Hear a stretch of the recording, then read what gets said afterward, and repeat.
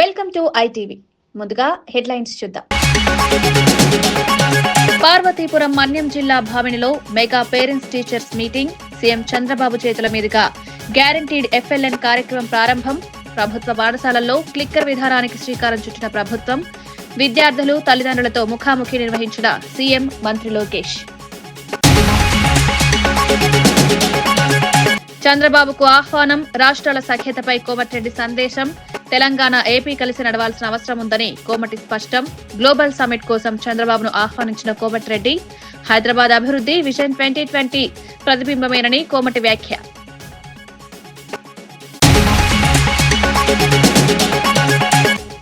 Parakamani case విచారణలో పాక్షికత స్పష్టమని Bhumana fire. CID విచారణ రాజకీయ ఒత్తిడికే సాగుతోందని భూమన ఆరోపణ. టీడీపీ నేతల అబద్దాలకు భూమన ఘాటు సమాధానం. నన్నే టార్గెట్ చేస్తారా? విచారణపై భూమన తీవ్ర ప్రశ్నలు.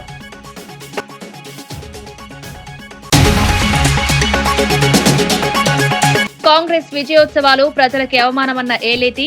2 ఏళ్ల పాలన విఫలం. విజయోత్సవాలపై ఏలేటి ఘాటు విమర్శ. హామీలు నెరవేర్చని కాంగ్రెస్ కు సంబర హక్కు లేదన్న ఏలేటి. రుణమాఫీ ఎక్కడ? కాంగ్రెస్ సంబరాలపై ఏలేటి అసహనం. విజయవాడలో శివరాజ్ కుమార్. చంద్రబాబు బయోపిక్ పై ఆసక్తికర వ్యాఖ్యలు. కనకదుర్గమ్మ అమ్మవారిని దర్శించుకున్న శివరాజ్ కుమార్ చంద్రబాబు బయోపిక్ లో నటిస్తారా అంటూ మీడియా ప్రశ్న. భవిష్యత్తులో వచ్చే అవకాశాలను అప్పుడు చూస్తారని వ్యాఖ్య.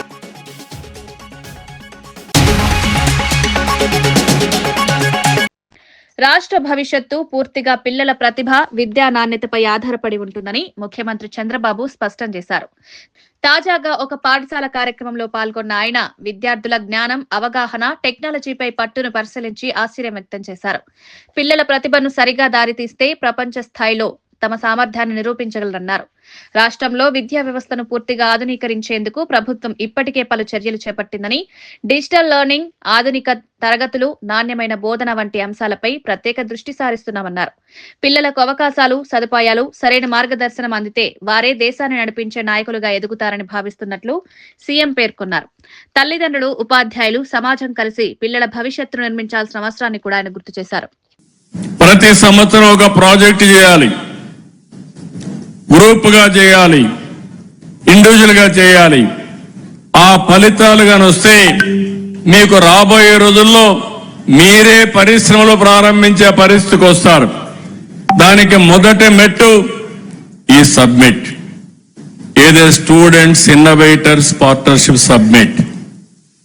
రాష్ట్ర స్థాయిలో నేను పెడతాను, జిల్లా స్థాయిలో మీరు పోటీలు పెట్టండి, స్కూల్లో పెట్టండి.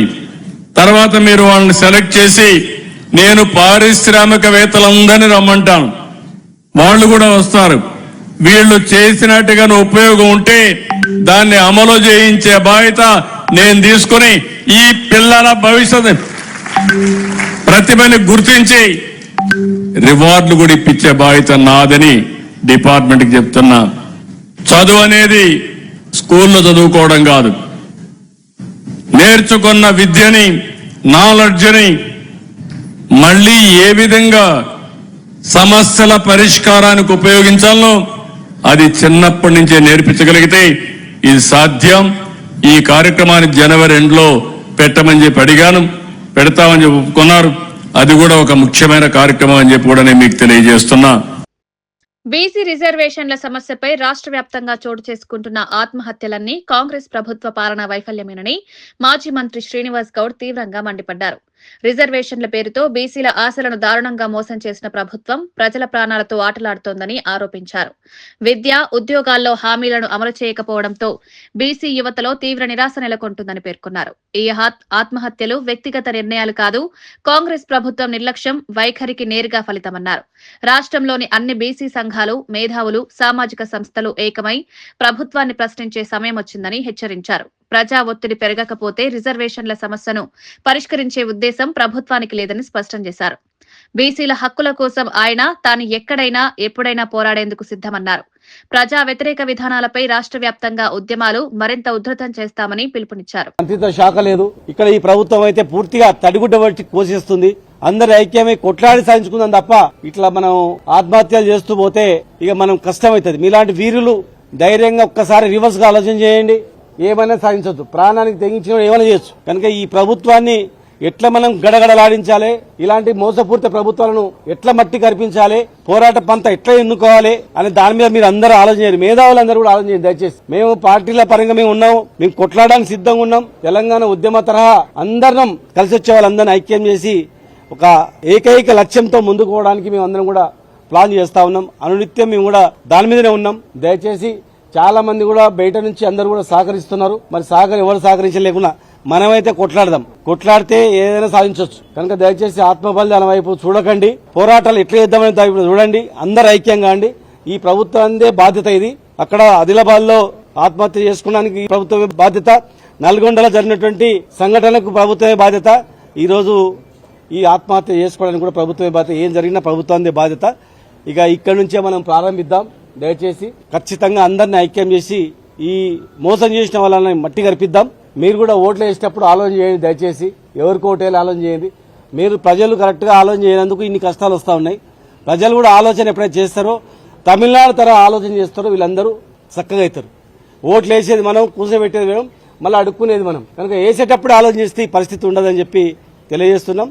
ఖచ్చితంగా ఎక్స్గ్రేషియా 50 లక్షలు ఇవ్వడం కాకుండా పూర్తి బాధ్యత ప్రభుత్వాన్ని. అరకామణి వ్యవహారంలో న్యాయస్థానం ఇచ్చిన ఆదేశాలకు విరుద్ధంగా సిఐడి విచారణ జరిగిందని వైఎస్ఆర్సీపీ నేత, మాజీ టీటీడీ చైర్మన్ భూమన కరుణాకర్ రెడ్డి తీవ్ర ఆగ్రహం వ్యక్తం చేశారు.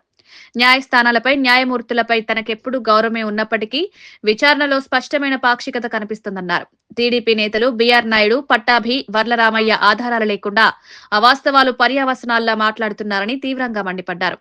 టీటీడీ బోర్డులో ఉన్న ఇతర సభ్యులను విచారణకు పిలవకుండా కేవలం రాజకీయ ఒత్తిడి కారణంగా తనను మాత్రమే లక్ష్యంగా చేసుకున్నారని ఆరోపించారు. విచారణ మొత్తం రికార్డు చేసినప్పటికీ తమ సంతకాలు తీసుకోకపోవడం తీవ్రమైన అనుమానం కలిగిస్తోందన్నారు. సిఐడి అధికారులు ప్రభుత్వ ఒత్తిడికి తలొగ్గి పనిచేస్తున్నారని, చంద్రబాబుకు న్యాయస్థానాలపై గౌరవం లేదని ధ్వజమెత్తారు. తమను నిందితులుగా చూపించేందుకు కుట్ర జరుగుతోందని భూమన ఆరోపించారు.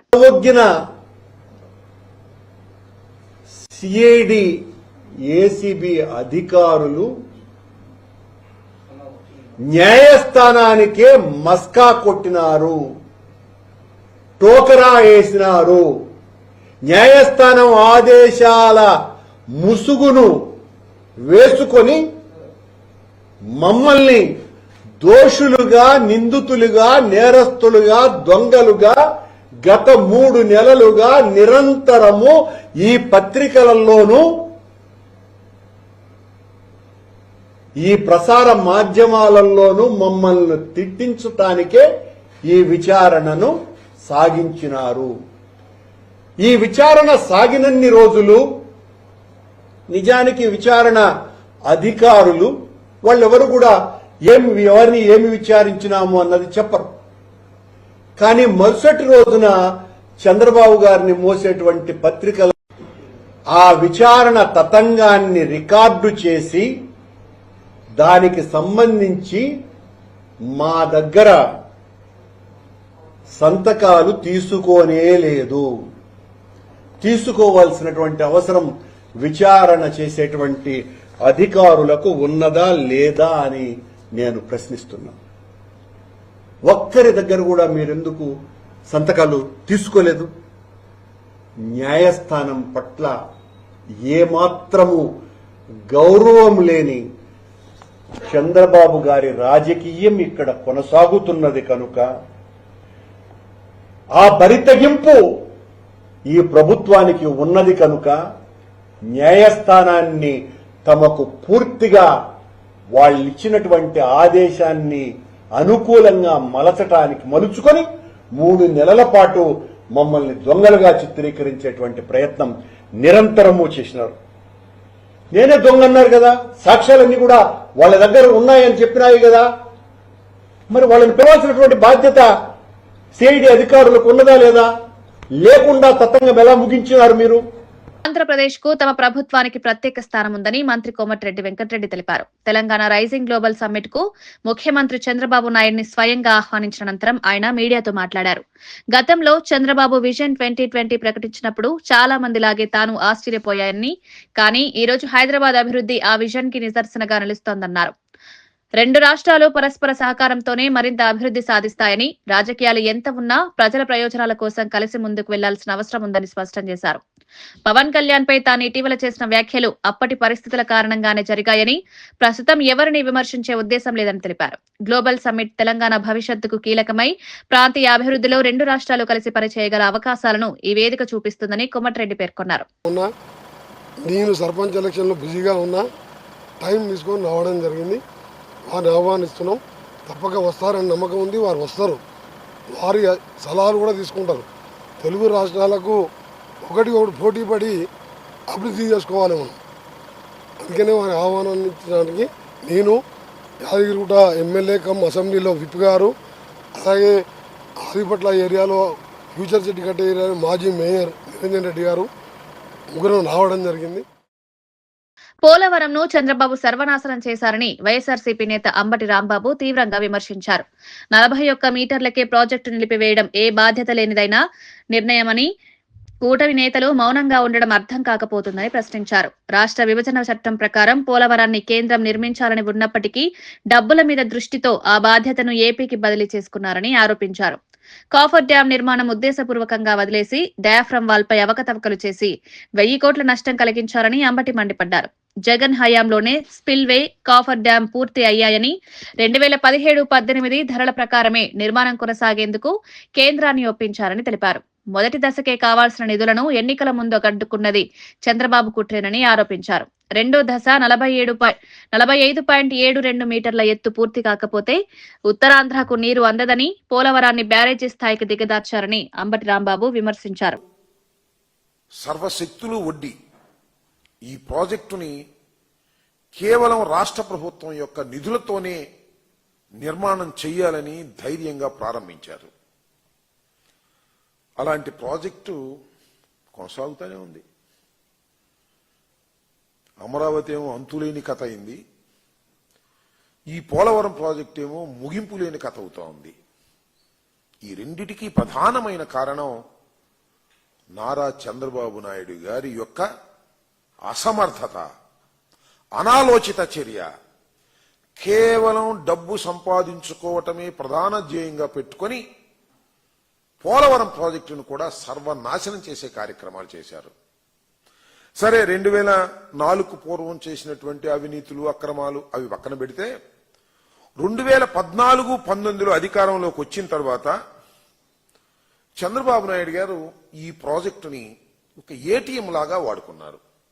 డబ్బులు సంపాదించడానికి ఉపయోగపడేటటువంటి ప్రాజెక్టు, తెలుగుదేశానికి ఉపయోగపడేటటువంటి ప్రాజెక్టుగానే పెట్టారు తప్ప తెలుగు ప్రజలకు జీవనాడిగా ఉండేటటువంటి ప్రాజెక్టుగా దీన్ని తీర్చిదిద్దటంలో ఉద్దేశపూర్వకంగా విఫలమయ్యారు. ఎందుకు ఉద్దేశపూర్వకంగా విఫలమయ్యారని చెప్తున్నానంటే, సరే రాజశేఖర రెడ్డి గారు దీన్ని రాష్ట్రం యొక్క నిధులతోనే పూర్తి చేయాలని భావించిన తరువాత రాష్ట్రం విడిపోవలసిన అనివార్యమైన పరిస్థితి వచ్చినప్పుడు కేంద్ర ప్రభుత్వం ఈ ప్రాజెక్టుని మేమే కడతాం, ప్రతి పైసా కూడా మాదే, మేము పూర్తి చేసి రాష్ట్రానికి ఇస్తాం, ఎందుకంటే హైదరాబాద్ అంటే ఒక మహాపట్టణాన్ని మీరు కోల్పోతున్నారు కాబట్టి, ఆదాయం తగ్గుతుంది కాబట్టి, మీకు నష్టం జరుగుతుంది కాబట్టి అని భావించి మొత్తాన్ని మేమే కడతామన్నారు. అన్ని టోటల్ గా కడతామని చెప్పి విభజన చట్టంలో పెట్టారు. దురదృష్టవశాత్తు నారా చంద్రబాబు నాయుడు గారు ముఖ్యమంత్రి అయ్యారు. విభజన తర్వాత ఆంధ్రప్రదేశ్కి కేంద్ర ప్రభుత్వం కట్టవలసినటువంటి ప్రాజెక్టుని నేనే కడతానన్నాడు. ఒప్పించాడు, వారిని బతిమలాడాడు, బామాలాడు. ఎందుకు కట్టవలసి వచ్చింది? కేంద్ర ప్రభుత్వం కట్టవలసినటువంటి ప్రాజెక్టులు రాష్ట్ర ప్రభుత్వంతోనే వారు నిధులు ఇస్తారు, ఈయన కడతాడు. వాళ్ళు నిధులు ఇస్తారు, ఈయన బిల్లులు చేసుకుంటాడు. ఆయన నిధులు ఇస్తారు, ఈయన కాంట్రాక్టులు పెట్టుకుంటాడు. కేవలం డబ్బులు సంపాదించాలి అనేటువంటి ఉద్దేశంతో, ఏటీఎంగా పోలవరం ప్రాజెక్టును ఉపయోగించుకోవాలనే ఉద్దేశంతో మాత్రమే నారా చంద్రబాబు నాయుడు గారు కేంద్ర ప్రభుత్వం కట్టవలసినటువంటి ప్రాజెక్టును రాష్ట్ర ప్రభుత్వానికి బదలాయించుకున్నాడు. అక్కడి నుంచి ఎన్ని ఘోరమైన తప్పిదాలు చేశాడో నేను మీకు ప్రత్యేకంగా చెప్పవలసిన అవసరం లేదు. నిర్మాణం చేసేటప్పుడు క్రమాన్ని ప్రకారం ప్రోటోకాల్ ప్రకారం నిర్మాణం చేయలేదు. అనేక సందర్భాల్లో చెప్పాం. ఇవాళ కూడా చెప్తున్నాను. ఇవాళ ఎందుకు చెప్తున్నా అంటే పార్లమెంట్లో ఒక ప్రశ్నకు సమాధానంగా మరి కేంద్ర జలశక్తి శాఖ మంత్రి గారు కొన్ని వివరణ ఇచ్చాడు. దాన్ని ప్రస్తావన చేయటం కోసమే నేను ప్రధానంగా ముందు కొంత ఉపోద్ఘాతాన్ని చెప్తున్నాను. చంద్రబాబు నాయుడు గారు ఏది సక్రమంగా చేయలే. కాఫర్ డ్యాము నిర్మాణం చేయవలసింది, కాఫర్ డ్యాములు రెండూ నిర్మాణం చేసి డయాఫ్రమ్ వాల్ కట్టవలసినటువంటి ప్రోటోకాల్ ఉంటే డయాఫ్రమ్ వాల్ కట్టేశాడు. స్పిల్వే కట్టలేదు, స్పిల్ ఛానల్ పూర్తి చేయలేదు, అప్రోచ్ ఛానల్ పూర్తి చేయలేదు, నది డైవర్షన్ పూర్తి చేయలేదు. చివరికి 1000 కోట్లతో సుమారుగా 1000 కోట్లతో నిర్మించినటువంటి డయాఫ్రమ్ వాల్ కొట్టుకుపోయింది. ఎక్కడ జరగదు ప్రపంచంలో. ఇది మన పోలవరంలో జరిగింది, మన చంద్రబాబు నాయుడు గారి వల్ల జరిగింది. అదేమంటే మా మీద రుద్దేటటువంటి ప్రయత్నం చేస్తాడు. అనేక సందర్భాల్లో చెప్పా బహిరంగ చర్చకు సిద్ధము అని, కానీ సమాధానం చెప్పరు. బుకాయించే కార్యక్రమం, ఎల్లో మీడియా ఉంది కదా అని పుంఖాలుగా బుకాయించే కార్యక్రమాలు మా మీద, నా మీద, జగన్మోహన్ రెడ్డి గారి మీద విచ్చలవిడిగా తప్పుడు ప్రచారం చేసేటటువంటి కార్యక్రమాలు చేస్తారు. కేవలం డయాఫ్రమ్ వాళ్ళు కొట్టుకుపోవడానికి కారణం నారా చంద్రబాబు నాయుడు గారు చేశాడు. భవానీపురంలో జరిగిన కూల్చివేత ఘటనపై విజయవాడ వెస్ట్ వైఎస్ఆర్సీపీ ఇన్ఛార్జ్ వెల్లంపల్లి శ్రీనివాస్ తీవ్ర ఆగ్రహం వ్యక్తం చేశారు. చిన్న పిల్లలు, పెద్దలతో ఉన్న ఇళ్లలోని కుటుంబాలను భయపెట్టి బయటకు తరిమేయడం అమానుషమన్నారు. కోర్టు డిసెంబర్ 31 వరకు ఇచ్చిన గడువును నిర్లక్ష్యంగా పక్కన పెట్టి కూటమి ప్రభుత్వ అధికార మదంతో వ్యవహరించిందని ఆరోపించారు. పోలీసులు, రౌడీలు, బ్లేడ్ బ్యాచ్ కలిసి కర్కోటకంలా ఫ్లాట్ కూలగొట్టడం రాష్ట్రంలో ఎప్పుడూ చూడని దారుణమని విమర్శించారు. ప్రజల ఆస్తులను రక్షించాల్సిన ప్రభుత్వం స్వయంగా విధ్వంసానికి పాల్పడడం ప్రజాస్వామ్యానికి మచ్చ అని పేర్కొన్నారు. బాధిత కుటుంబాలు రాత్రికి రాత్రి రోడ్డుపైకొచ్చి తీవ్ర ఆందోళనలు ఉన్నాయని తెలిపారు. బాధితులపై కఠిన చర్యలు తీసుకునే వరకు పోరాడతామని, ప్రజా హక్కుల కోసం వైఎస్ఆర్సీపీ పూర్తిగా ప్రజలతో నిలుస్తుందని వెల్లంపల్లి స్పష్టం చేశారు. నవంబర్ 4నే డిసెంబర్ 31 వరకు కూడా వాళ్ళకి వ్యవధి ఇచ్చారు సుప్రీంకోర్టు నుంచి. అయినా కానీ వీటిని పక్కన పెట్టేసి టెక్నికల్ ఇష్యూస్ చూపెట్టి అధికార మదముతో, ఎందుకంటే వీళ్ళు ఈ ఇష్యూ జరుగుతున్న నుంచి తెలుగుదేశం పార్టీ ఆఫీస్ లో నారా లోకేష్ గారు కంప్లైంట్ ఇచ్చారు, జనసేన ఆఫీస్ లో పన్నులు కడుతున్నారు, కరెంట్ ఉంది, వాటర్ సప్లై ఉంది, ప్రతిదీ కూడా ఆన్ రికార్డ్ గా వీళ్ళు ఇక్కడ నివసిస్తుంటే వాళ్ళు ఏదో మేము కోర్టులో మేము ఆర్డర్ తీసుకొచ్చామని చెప్పని సుప్రీంకోర్టులో టైం ఉన్నప్పటికీ కూడా వాటిని నిర్దాక్ష్యంగా కూల్చేసి, పాపం చిన్నపిల్లలు ఉన్నా గానీ వాళ్ళు బయట పడేసి వాళ్ళు చెప్తున్నారు మా ఇంట్లో కుక్క పిల్లలు అంటే వాటిని కూడా స్వచ్ఛస్తామనండి అని చెప్పనే విధంగా ఎవరో గిరి అని చెప్పి ఒక అతనంట. మరి పోలీసు అధికారులు ఇష్టం వచ్చినట్టు ఎవరైతే ఈ గోండా సంబంధించిన కొంతమంది వీళ్ళు తాగేసి ఇష్టం వచ్చినట్టుగా వీళ్ళని బయట పంపించడం అనేది చాలా బాధాకరం. అదే చెప్తుందమ్మా, పెన్షన్ వస్తుంది నాకు 4000 రూపాయలు అని చెప్పని. నేను నిన్న కూడా చెప్పాను, చంద్రబాబు నాయుడు గారు ప్రతి నెల 1st తారీఖు పెన్షన్ కి వెళ్తారు, అదే పెన్షన్ కి ఇవ్వడానికి రావచ్చు, ఇక్కడికి చూడొచ్చు కదా. ఇక్కడ కేవలం ఇది అంతా కూడా వాళ్ళకి తెలిసే, వాళ్ళ కనుసన్నుల్లోనే పూర్తిగా స్థానిక ఎంపీకి తెలుసు, స్థానిక ఎమ్మెల్యేలు తెలుసు, ప్రజాప్రతినిధి అండతోనే ఈ కార్యక్రమం చేపట్టారు. ఇది కూల్ చేసిన తర్వాత ఎవరైతే లేడీస్ ని ఇబ్బంది పెట్టి జుట్టు పట్టుకొని లాక్ రావడం కానివ్వండి, చేతులు పట్టుకొని లాక్ రావడం కానివ్వండి, వాళ్ళ పేర్లతో కంప్లైంట్ పెడితే ఇప్పటి వరకు కూడా ఎందుకు కంప్లైంట్ ఫైల్ చేయట్లేదు వాళ్ళ మీద? మీరు వీళ్ళు ఇచ్చిన కంప్లైంట్స్ ఎందుకు ఫైల్ చేయట్లేదు? మీరు ఎందుకు మీరు వన్ సైడ్ గా మీరు నటిస్తున్నారు? వన్ సైడ్ గా ఎందుకు చేస్తున్నారు? వీళ్ళు కంప్లైంట్ ఇచ్చారు, అదే విధంగా ఇతరులు కూడా కంప్లైంట్ ఇచ్చారు. వీళ్ళ కంప్లైంట్స్ మాత్రం తీసుకున్న పరిస్థితి లేదు. ఏదైతే ఈ రాజకీయ పార్టీ నాయకులు, ఎవరైతే అధికార పార్టీ నాయకులు అండ ఉందో, ఎవరైతే దగ్గరుండి బలవంతంగా కూల్పించారో వాళ్ళు పెట్టిన కంప్లైంట్ మాత్రం మీరు తీసుకుంటున్నారు. ఎంతవరకు న్యాయం అండి? అంటే వీళ్ళందరూ ఆడవాళ్ళు కాదా? వీళ్ళందరూ ఆడవాళ్ళు కాదా అంటున్నా. వాళ్ళని మగవాళ్ళు చేతులు పట్టి లాగే ఇచ్చా బయటికి బూతులు తిట్టచ్చా, ఇష్టం వచ్చినట్టు మాట్లాడచ్చా? అది కూడా పోలీసులు అడ్డం పెట్టుకొని, పోలీసులు పక్కనే పెట్టుకొని ఈ విధంగా అరాచకాలు చేస్తుంటే అసలు ఎక్కడ జరుగుతుంది పరిపాలన? మీరు చెప్తే 3 లక్షల ఇల్లు గృహప్రవేశం చేశాం, 4 లక్షల ఇల్లు గృహప్రవేశం చేశాం మీరు చెప్తున్నారు. అవన్నీ కూడా జగన్మోహన్ రెడ్డి గారు కట్టిన ఇప్పుడు మీరు గృహప్రవేశం చేస్తున్నారు. మీరు మీ జన్మలో ఒక ఇల్లు ఎప్పుడు కట్టించారా?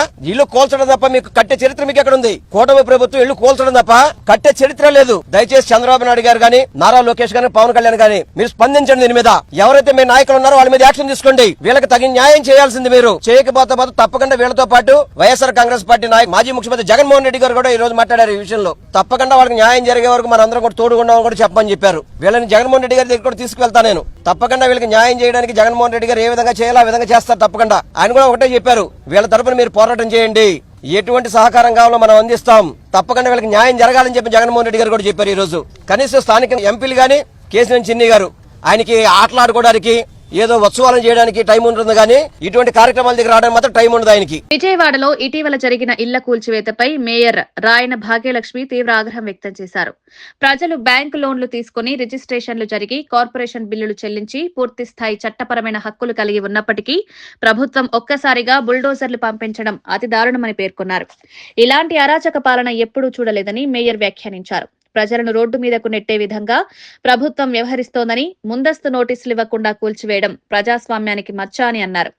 బాధితులతో కలిసి నిలబడి వారి సమస్యలను రాష్ట్ర, జాతీయ స్థాయిలో ప్రదర్శించేందుకు కట్టుబడి ఉన్నానని స్పష్టం చేశారు. ప్రభుత్వంలోని అస్పష్టత, తొందరపాటు నిర్ణయాలు ప్రజల్లో తీవ్ర ఆందోళనకు దారితీస్తున్నాయని భాగ్యలక్ష్మి విమర్శించారు. ఈ చర్యల వెనుక ఉన్న బాధ్యులను ప్రజలు తప్పక ప్రశ్నిస్తారని ఆమె నమ్మకం వ్యక్తం చేశారు. ఇల్లులు కట్టుకుంటే ఒక్క నిమిషంలోనూ వచ్చి బుల్డోజర్ తోటి కొట్టి మీరు ఇల్లుల్ని కూలదోసినారే, రేపు పొద్దున్న వాళ్ళు బ్యాంకు లోన్లు ఎలా కడతారు?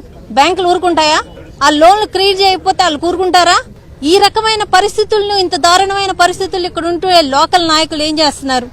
లోకల్ ఎమ్మెల్యే గారు ఏం చేస్తున్నారు? ఎంపీ గారు ఏం చేస్తున్నారు? ఇన్ని రకాలుగా వాళ్ళు ఎక్కే గడప దిగే గడప ప్రతి ఒక్క నాయకుడి దగ్గరికి, ముఖ్యమంత్రి దగ్గర నుంచి, లోకేష్ గారి దగ్గర నుంచి, పవన్ కళ్యాణ్ గారి దగ్గర నుంచి అలా ఎక్కన గడపంటూ లేదు, ఎక్కన చెప్పని అధికారులు లేరు. కానీ ఒక్కరు వచ్చి ఏందమ్మా మీ బాధ అని అడిగినోళ్ళు లేరు. ఈ రోజు వాళ్ళు ఎవరైతే వీళ్ళు కమ్మినారో కనీసం వాళ్ళని కూడా ప్రశ్నించే ఇది లేదు. ఎంత దారుణంగా ఉంది. అమ్మినోళ్ళు బానే ఉన్నారు, ఈ రోజు మేము కోర్టులో గెలుచుకున్నాము అన్నోళ్ళు బానే ఉన్నారు. మరి వీళ్ళ పరిస్థితి ఏంటి? వీళ్ళకి ఎవరు న్యాయం చేస్తారు? ఇంత అన్యాయం చేస్తున్నారా?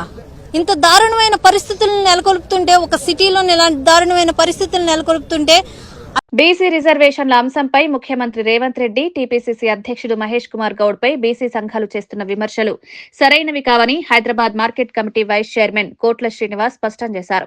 బీసీలకు న్యాయం చేసే దిశగా నిజాయితీగా పనిచేస్తున్న ఏకైక ప్రభుత్వం కాంగ్రెస్దేనన్నారు. ఎన్నికల్లో ఇచ్చిన హామీలను అమలు చేయడానికి ప్రభుత్వం క్రమబద్దమైన విధానంతో ముందుకు సాగుతుందని, ఆ ప్రక్రియను అర్థం చేసుకోకుండా విమర్శలు చేయడం తగదని పేర్కొన్నారు. బీసీల అభివృద్ధి, విద్య, ఉద్యోగాలు, ఆర్థిక శక్తివంతీకరణ కోసం ప్రత్యేక చర్యలు ఇప్పటికే ప్రారంభమయ్యాయని తెలిపారు. సమాజం మొత్తం అభివృద్ధి చెందాలంటే బీసీలు బలపడాలని, ఆ దిశగా ప్రభుత్వం స్పష్టమైన రోడ్ మ్యాప్ తో పనిచేస్తోందన్నారు. రాజకీయ ప్రయోజనాల కోసం కొందరు చేస్తున్న విమర్శలను పట్టించుకోవద్దని, బీసీలకు కాంగ్రెస్ ప్రభుత్వం అండగా ఉంటుందని కోట్ల శ్రీనివాస్ భరోసా ఇచ్చారు. మద్దతుగా నిలబడి ఆ రోజు మరి జంతర్ మంతర్ లో విజయం చేసే సంగతి బీసీ సంఘాలు మర్చిపోయినాయి. అదే విధంగా మీరు రాష్ట్ర బంద్ ఇస్తే సాక్షాత్తు మా పిసిసి అధ్యక్షుడు బొమ్మ మహేష్ కుమార్ గౌడ్ గారు పాల్గొని కాంగ్రెస్ పార్టీ మద్దతు, ఆ రోజు ప్రభుత్వంలో మేము ఉన్నప్పటికీ కూడా మీ బంద్కు మద్దతు తెలిపిన సంగతి మర్చిపోయి ఈరోజు రేవంత్ రెడ్డి గారి మీద, అదేవిధంగా మా పిసిసి ప్రెసిడెంట్ మీద అవాకు చెవాకులు పేరడము తగదని సందర్భంగా హైదరాబాద్ ను భవిష్యత్ తరాల అవసరాలకు తగిన విధంగా అభివృద్ధి చేసే స్పష్టమైన ప్రణాళికతో కూటమి ప్రభుత్వం ముందుకు సాగుతోందని TPCC general secretary doctor Charan Kaushik Yadav తెలిపారు. హైదరాబాద్ ను కాలుష్య రహిత నగరంగా సుస్థిర అభివృద్ధి దిశగా నడిపించేందుకు హిల్ట్ పాలసీని ప్రభుత్వం తీసుకువచ్చిందన్నారు. కాకుండా హైదరాబాద్ సిటీలో కూడా కొన్ని ప్రాంతాల్లో కాలుష్యం ఎదిలే ఇండస్ట్రీస్ పెద్ద ఎత్తున ఉన్నాయి కాబట్టి అవన్నిటిని కూడా జోన్ చేంజ్ చేసినట్లయితే ప్రధానంగా కంపెనీలు పెట్టుకున్న వాళ్ళకి లాభదాయకం ఉంటుంది. అదే కాకుండా వాళ్ళు బయటికి వెళ్ళి భూములు కూడా కొనుగోలు చేస్తానికి ఈజీగా ఉంటుందని చెప్పి ప్రభుత్వం భావించి ఒక గొప్ప నిర్ణయం తీసుకొని 45 రోజులలో ప్రాసెస్ కంప్లీట్ చేస్తాం, 9 రోజుల కాలం పాటు టైం ఇస్తే దాన్ని రాజకీయం చేసే ప్రయత్నం బీఆర్ఎస్ పార్టీ కేటీఆర్ గారు చేస్తా ఉన్నాడు. ఏకంగా భూ యజమానులను బెదిరించే ప్రయత్నం కేటీఆర్ గారు చేస్తా ఉన్నారు. అంటే మెడికల్ కాలేజీల ప్రైవేటీకరణ రాష్ట్రానికి తీవ్రమైన నష్టం చేస్తుందని వైఎస్ఆర్సీపీ నేత, మాజీ మంత్రి సీదిరి అప్పలరాజు మండిపడ్డారు. ప్రజా సంపదను అక్రమంగా దోచుకునే ప్రయత్నం ఇదే తప్ప అభివృద్ధి కాదని ఆయన ఆగ్రహం వ్యక్తం చేశారు.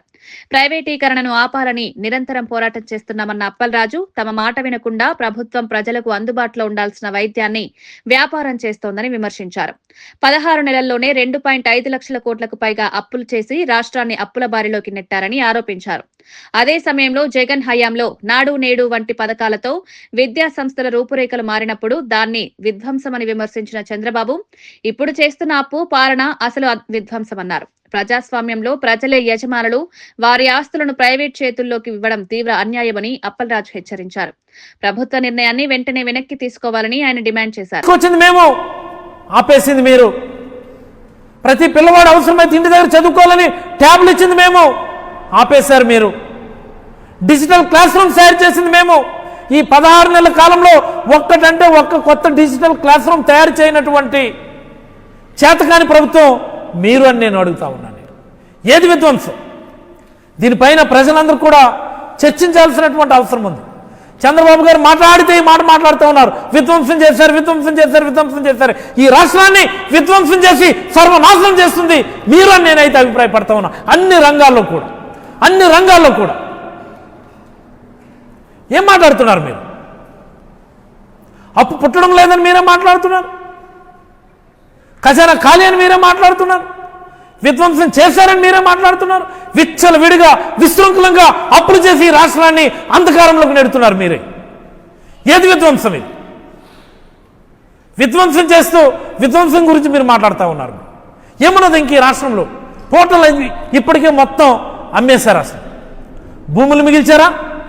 99 పైసలకి ఎకరా, 100 రూపాయలకి ఎకరా, ఫ్రీ కొందరికి, మీకు నచ్చితే ఫ్రీ.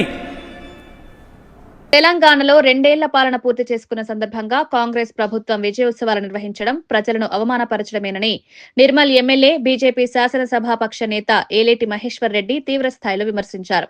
ఎన్నికల సమయంలో ఇచ్చిన హామీల్లో ఏ ఒక్కదాన్ని కూడా పూర్తిగా అమలు చేయకుండా ప్రజలను మోసం చేసి ఇప్పుడు విజయోత్సవాలు చేసుకోవడం దురాశగా, దగ రాజకీయాల స్పష్టమైన నిదర్శనమన్నారు.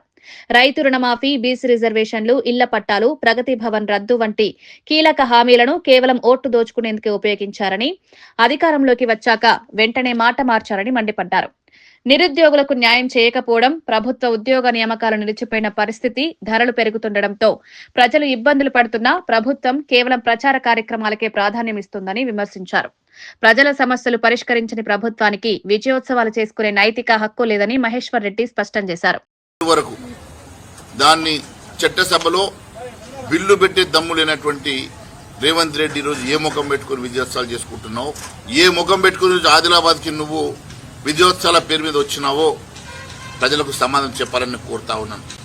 గత 2 ఏళ్ల పాలనలో ఏమీ సాధించినటువంటి రేవంత్ రెడ్డి గారు పూర్తిగా అవినీతిలో కూరుకుపోయి కుంభకోణాల్లో, అవినీతిలో, పర్సంటేజీల పాలనలో ఆర్ ట్యాక్సులు, ఆర్ఆర్ ట్యాక్సులు, బి ట్యాక్సులు, యూ ట్యాక్సులు, రకరకాల ట్యాక్సులతోటి తెలంగాణ రాష్ట్ర ప్రజలను వంచన చేస్తున్నటువంటి ఈ ప్రభుత్వం ఈరోజు విజయోత్సవాలని చెప్పి చెప్పుకోవడం సిగ్గుచేటని చెప్పి నేను తెలియజేస్తా ఉన్నా. కన్నడ నటుడు శివరాజ్ కుమార్ రాష్ట్ర పర్యటనలో భాగంగా విజయవాడ కనకదుర్గమ్మ ఆలయాన్ని దర్శించారు.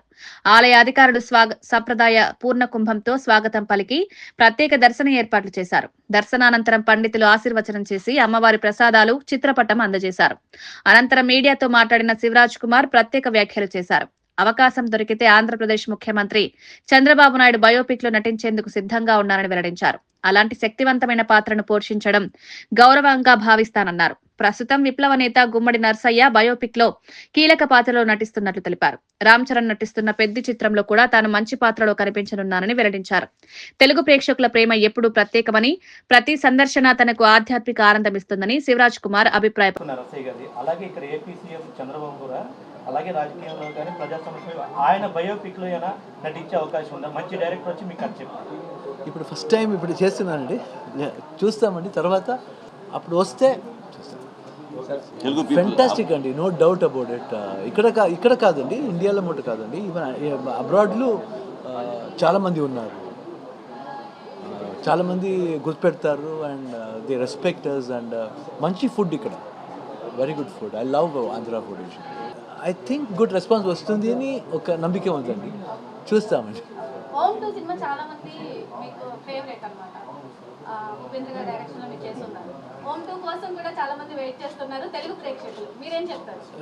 ఉపేంద్ర అలాగే ఉపేంద్ర చెప్పానండి, ఉపేంద్ర ప్లీజ్ స్టోరీ చేయండి ఓమ్ 2ని, వస్తుంది ఓమ్ 2. దేశంలో ఎంతమంది ప్రజాప్రతినిధులు, పాలకులందరూ ఓన్లీ ఫర్ గుమ్మడి నర్సయ్య గారినే ఎందుకు ఎంచుకున్నారు? డైరెక్టర్ గారు మీకు ఏ విధంగా స్టోరీ నేరేషన్ చేశారు? సింపుల్ అండి, సింపుల్ అండ్ సింప్లిసిటీ. వాడికి సింపుల్గా ఉన్నారు, సింప్లిసిటీ ఉంది. అదే టైంలో ఒక ఎయిమ్ ఉంది, ఏం చేయాలి అని ఎయిమ్ ఉంది, ఇంటెన్షన్ ఉండాలి. సింపుల్ అండ్ సింప్లిసిటీ ఉంటే చాలండి, చాలండి. ఇప్పుడు అది ఒక ఎయిమ్ ఉండాలి, ఎందుకాగి ఎలాగ ఉండాలి. సో ఒక ఎయిమ్ ఉంది ఈ సబ్జెక్ట్లో. I love him, Andy. Only one thing I can say, I love Ram Charan. చెప్తా 100%. Yes yes. వార్తలు ముగించే ముందు ముఖ్యాంశాలు మరోసారి. పార్వతీపురం మన్యం జిల్లా భావినిలో mega parents teachers meeting. CM Chandrababu చేతుల మీదుగా గ్యారంటీడ్ FLN కార్యక్రమం ప్రారంభం. ప్రభుత్వ పాఠశాలల్లో క్లిక్కర్ విధానానికి శ్రీకారం చుట్టిన ప్రభుత్వం. విద్యార్థులు తల్లిదండ్రులతో ముఖాముఖి నిర్వహించిన సీఎం, మంత్రి లోకేష్. చంద్రబాబుకు ఆహ్వానం. రాష్ట్రాల సఖ్యతపై కోమటిరెడ్డి సందేశం. తెలంగాణ, ఏపీ కలిసి నడవాల్సిన అవసరం ఉందని కోమటి స్పష్టం. గ్లోబల్ సమ్మిట్ కోసం చంద్రబాబును ఆహ్వానించిన కోమటిరెడ్డి. హైదరాబాద్ అభివృద్ధి విజన్ 2020 ప్రతిబింబమేనని కోమటి వ్యాఖ్య.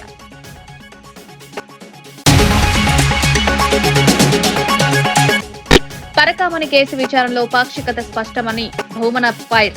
సిఐడి విచారణ రాజకీయ ఒత్తిడికే సాగుతోందని భూమన ఆరోపణ. టీడీపీ నేతల అబద్దాలకు భూమన ఘాటు సమాధానం. నన్నే టార్గెట్ చేస్తారా? విచారణపై భూమన తీవ్ర ప్రశ్నలు.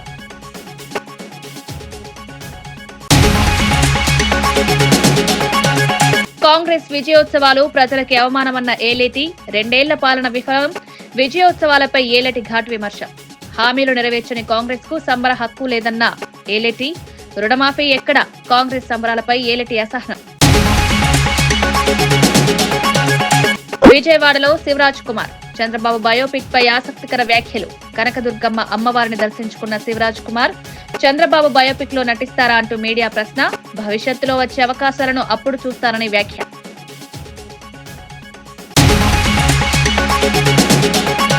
ఇవి ఈనాటి వార్తా విశేషాలు. మరో బులెటిన్ లో మళ్ళీ కలుద్దాం.